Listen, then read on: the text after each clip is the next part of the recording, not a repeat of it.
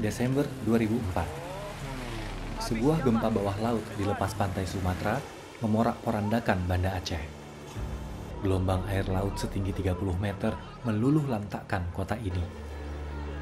Lebih dari 167.000 warga Aceh tewas.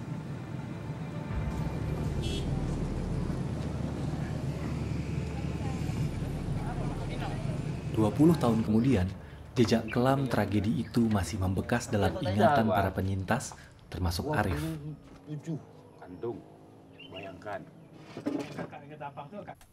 Dia mengatakan air laut naik, air laut naik. Orang pada lari semua. Kami ini kan sebagai awam ini tidak tahu apa air laut naik. Paling naik sekedar 1 meter, setengah meter aja naiknya. Rupanya begitu saya pulang, ini simpang ini sudah sibuk semua. Sudah lari kocak-kacir semua orang. Saya balik, saya mencari keluarga. Keluarga pun tidak ketemu. Mana orang tua saya? Anak saya. Saya mencari.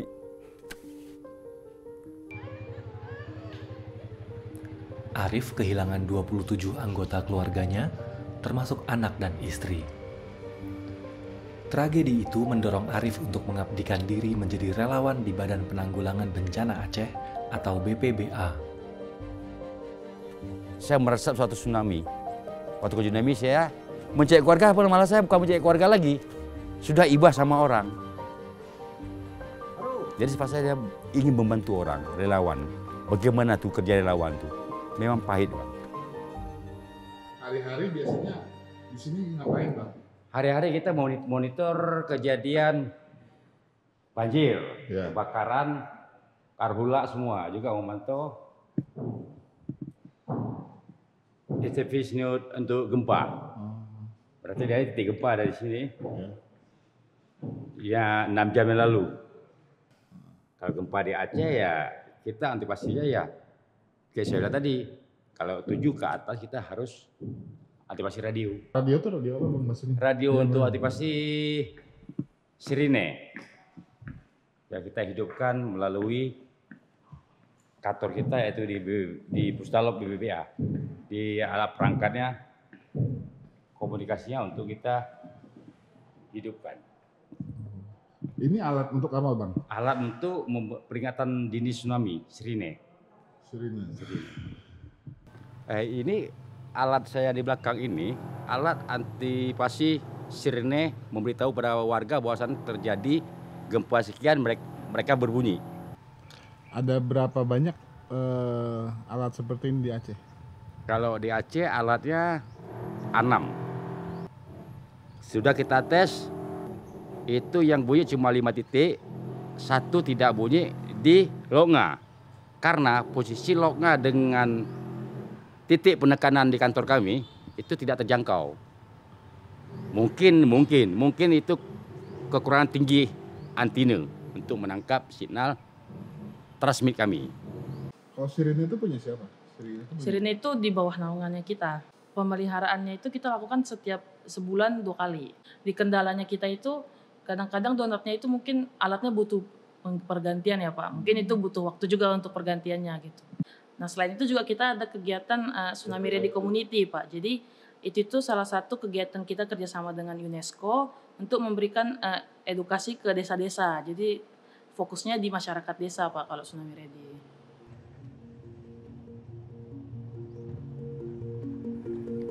Salah satu desa itu adalah Mon Iken.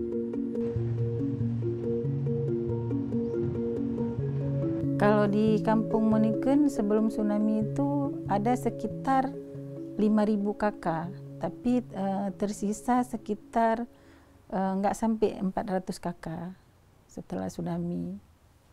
Dan di kampung kami itu 100% bangunannya itu nggak ada yang bersisa. Desa ini sekarang menjadi contoh dari sebuah desa yang tanggap bencana, termasuk tsunami. Sebagai penyintas, Irma mengabdikan hidupnya untuk memberi edukasi tentang resiko tsunami. Kita sosialisasikan peta evakuasi, kita pasang rambu-rambu di jalan-jalan desa kita, arah mana yang harus dilewati warga ketika mereka harus melakukan evakuasi diri waktu bencana itu datang.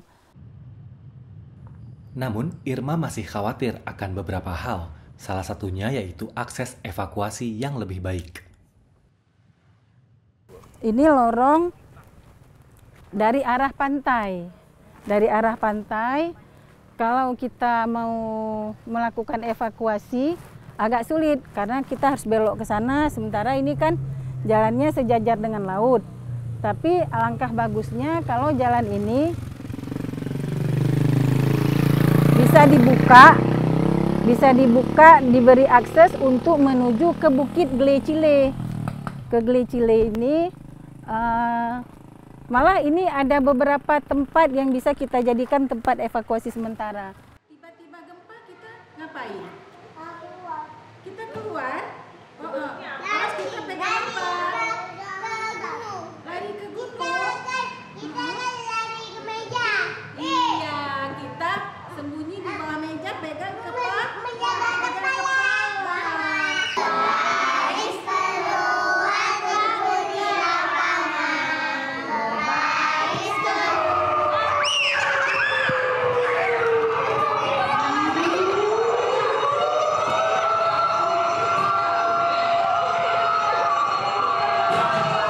Astagfirullahaladzim, tetap istiqlal, lindungi diri.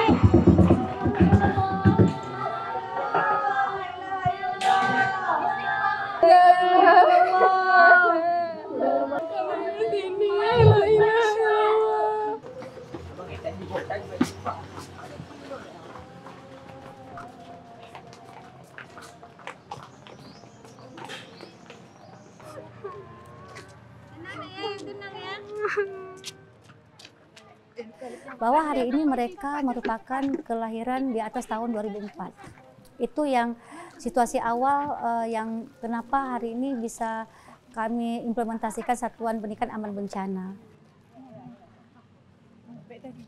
Kegiatan simulasi itu yang rutinnya setiap bulan 1 kali, setiap tanggal 26. Karena kami mau tidak hanya tim siaga bencana yang berperan lebih banyak, tetapi semua tim selain tim siaga bencana juga punya peran yang besar untuk mencegah dan menanggulangi bencana jika sewaktu itu bisa terjadi di satuan pendidikan. Banyak gunanya, contohnya misalnya terjadi gempa bumi itu, misalnya kan yang paling sering kita alami lah kan, gempa bumi. Itu kita bisa melakukan penyelamatan mandiri.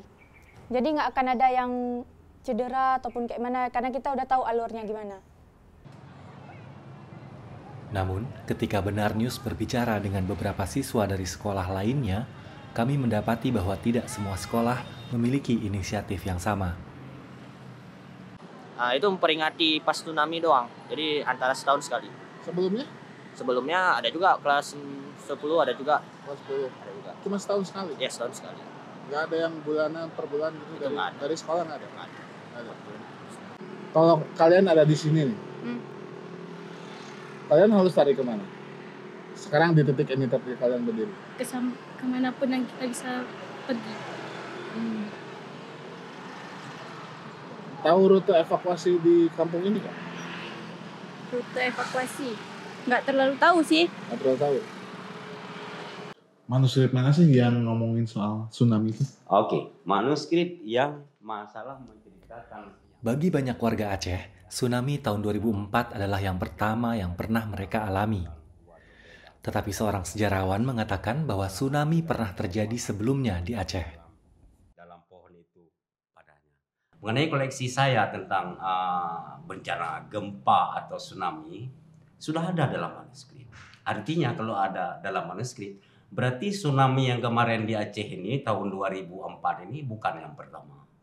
Dan sudah ada sebelum ini. Sudah ada sebelum ini, sudah 5 kali yang sama besarnya seperti gempa dan tsunami Aceh pada tahun 2004. Cuman istilahnya beda dengan yang sekarang. Dulu iya benar atau semong, sekarang menjadi tsunami. Saya melihat ada yang terlupakan, ada yang lalai pemerintah ini. Ketika ini informasi didapat, mereka tidak bergerak secara cepat untuk mendokumentasikan ini, membuat buku, menyebarkan ke seluruh sekolah, baik masuk ke dalam kurikulum maupun non-kurikulum. Tsunami pada tahun 2004 bukanlah yang pertama melanda Aceh. Dan diyakini akan terjadi lagi di masa depan. Kita memberikan sebuah peringatan baik kepada pemerintah maupun kepada masyarakat bahwa tsunami di tempat kita ini bisa melanda kapan saja atau bisa datang kapan saja.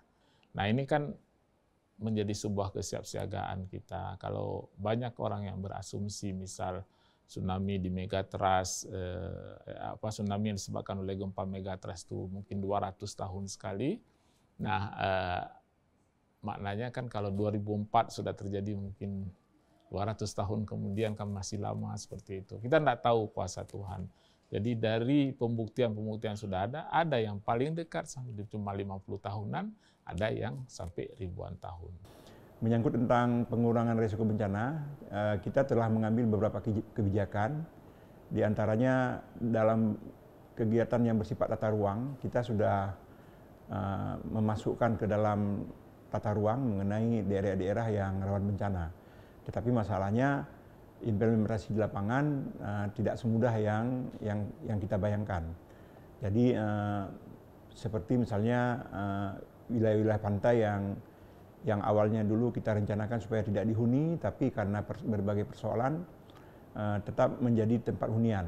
Kan tidak ada larangan mereka untuk membangun di daerah bencana. Nggak ada. Apalagi kalau kita larang orang bangun di daerah rawan gempa, seluruh Aceh ini nggak boleh bangun rumahnya. Gedung mewah yang baru saja diresmikan Presiden Jokowi pada tahun 2024 ini adalah salah satu contoh dari bebasnya pembangunan di daerah rawan tsunami. Dibangun tepat di pinggir pantai timur Aceh Besar, gedung ini bertujuan menjadi pusat pemberdayaan ekonomi rakyat lokal Aceh. Jadi memang upaya kita untuk membangun pemukiman baru dilakukan, tapi kemudian ke dalam negosiasi itu tidak berhasil. Tapi maka kemudian ada beberapa kebijakan, sebenarnya ada escape building. BRR membangun 5 gedung evakuasi di Banda Aceh. Namun, gedung 4 lantai ini tidak dimanfaatkan dengan baik oleh warga. Syafwina, salah satu pegiat edukasi bencana untuk warga, menyayangkan kondisi ini. Jadi dengan ada escape building ini bagi mereka yang tidak sempat lari ke tempat yang jauh bisa naik ke atas ini. Tapi sebenarnya ada yang lebih penting dari gedung ini adalah bagaimana masyarakat setempat ini menggunakan ini untuk latihan evakuasi. Nah, jika mereka sering latihan, mereka tahu, oh saya bisa mencapai gedung ini sampai ke atas dalam waktu 5 menit. Oh kalau saya bawa orang tua saya berapa menit. Tapi itu yang di masyarakat kita kurang, padahal kita sudah disiapkan fasilitas. Nah, satu lagi mungkin kepercayaan masyarakat juga. Pernah dulu terjadi gempa, masyarakat lebih memilih lari jauh daripada ke sini karena mereka takut bangunan buatan manusia bisa runtuh dan lain-lain. Wajar tampaknya apabila warga enggan untuk menggunakannya ketika bencana datang. Hampir semua fasilitas di gedung evakuasi ini rusak. Walaupun bangunan ini bisa menampung hingga 500 orang, di dalamnya tidak ada air mengalir, listrik, toilet yang berfungsi, maupun persediaan darurat.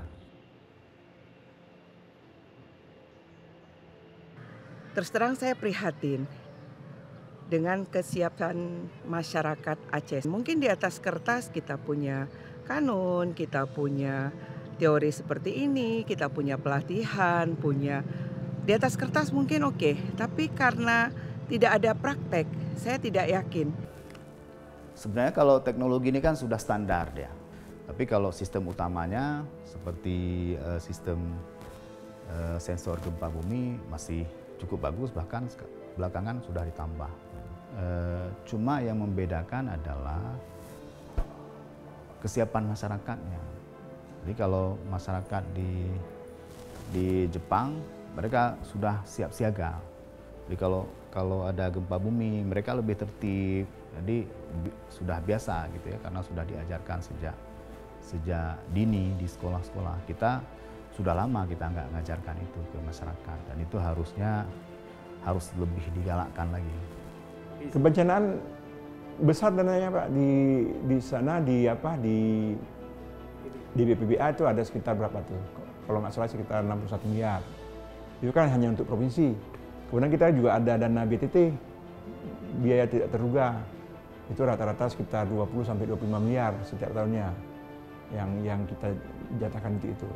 Yang mungkin saya minta perubahan ke depan ya, BMKG, kerjasama dengan pemerintah, ya taruhlah, tetapkanlah orang di situ. Dan 1 kali 4 jam untuk memantau itu tadi.